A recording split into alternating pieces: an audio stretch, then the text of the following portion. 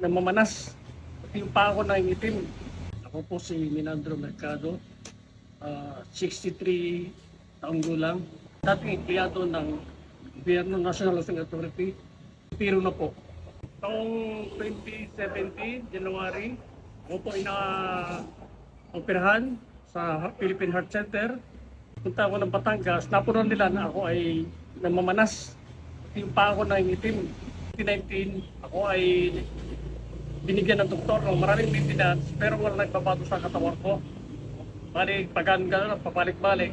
Hanggang sa nung batikman ko ang JC Organic Barley, mga 5 araw, after 5 days, naramdaman ko na nagbago yung aking sarili, nawala yung pamamanas ng katawan ko, at ako ay nawala na rin, unti-unting nawawala yung pangingitim ng paa ko, ay labas ko lahat yung toxic na laman ng tiyan ko.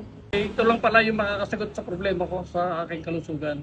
At ako'y lubos na nagpapasalamat dahil kung hindi ako naalok ng bayaw ko, sigurado hindi ako makakasama sa mga nakaraan.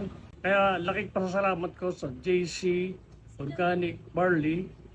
Bawing-bawi dahil kasi maganda na rin ang naging resulta dahil ako ay nakakatulog na ng ayos. Kaya sa lahat ng kagaya kong may nararamdaman at lalo-lalo na sa sakit sa puso at sa iba pang sakit, subukan nyo ang JC Organic Barley Juice at ito lang ang katapat ng inyong karamdaman.